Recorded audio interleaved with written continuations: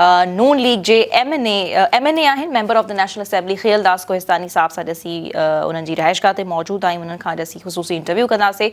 सियासत में छा हले पियो, छो त रोज़ बरोज़ नाज़रीन ॾींहों ॾींहुं सियासी पारो तमामु घणो हाई थींदो वञे पियो, जॾहिं खां नून लीग यानी ज़ाहिर आहे उहे हुकूमत में आहिनि, उन्हनि इहो फ़ैसिलो कयो आहे PTI पाकिस्तान तहरीक इंसाफ़ ते पाबंदी लॻाइण जो, त उन खां बाद उन्हनि जी सियासी हिकमत अमली ते ॻाल्हि करण जी कोशिशि कंदासीं। ॿिया बि खोड़ सारा दिलचस्प सवाल आहिनि जेके असीं खियलदास साहब जे आॾो रखंदासीं, उन्हनि खे असीं उन्हनि इंट्रोडक्शन जी तव्हां कराए छॾियो। हूअं बि हू तव्हांखे हर ॾींहुं टेलीविजन स्क्रीन्स ते नज़र ईंदा ई आहिनि। सुबुह सां गॾु Khiyaldas Kohistani member of the national assembly मौजूदु आहिनि। अस्सलाम वालेकुम sir, thank you very much for your precious time. ऐं नमस्ते जी, बिल्कुलु। सो अॼुकल्ह सियासी पारे जी जेकर ॻाल्हि कजे खियल साहब, त हू तमामु घणो हाई लॻो पियो आहे ऐं ही ओचितो तव्हांखे सुलझियो त तव्हां पाकिस्तान तहरीक इंसाफ़ ते पाबंदी लॻाइण वञो पिया?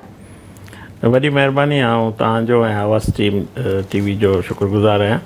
तव्हां मुंहिंजे घर ते आयो, मूंखे पंहिंजे प्रोग्राम खे मदू कयो ऐं सिंध जे माण्हुनि ऐं सिंधी ॿोली ॻाल्हाईंदड़ दुनिया में जिते बि आहिनि असांजी पार्टी जो वर्जन ऐं मौक़िफ़ ॿुधाइण में तव्हां मौक़ो फराहम कयो। ॾिसो, ॻाल्हि इहा आहे त आउं एज़ ए पॉलिटिकल वर्कर इहो नथो सम्झां कंहिं बि जमात ते का पाबंदी हुजणु खपे, इहो मुंहिंजी ख़्वाहिश न आहे।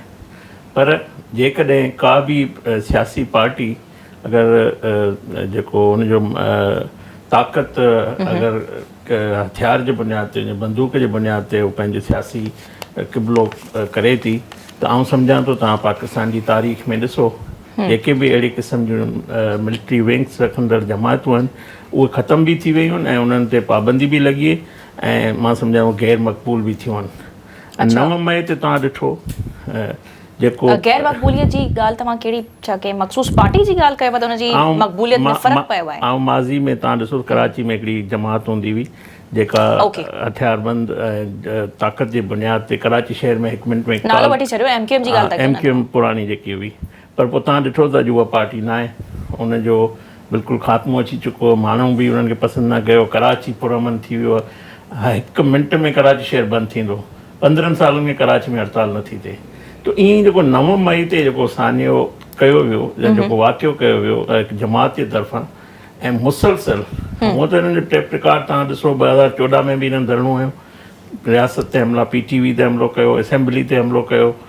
असां उन वक़्तु जमहूरियत जे ख़ातिर उहे सभु एहतजाज 126 ॾींहं धरणो बर्दाश्त कयोसीं। पर जीअं जे वक़्तु गुज़रंदो वियो हुननि जी शिदत जेकी आहे उन दहशतगर्दी उनमें इज़ाफ़ो वेंदो वियो। ऐं मूंखे अफ़सोस थिए थो त कई हज़ारे लखे हुननि जा पॉलिटिकल वर्कर आहिनि जिन खे इहो माइंड सेट ठाहियो वियो त हिन मुल्क जी रियासत ते हमिलो करिणो आहे, हिन मुल्क जे इदारनि ते हमिलो करिणो आहे, त इहो जेको रस्तो उन्हनि इख़्तियार कयो असांजी ख़्वाहिश न आहे, इहा उन्हनि पाण इन रस्ते जो चुनाव कयो।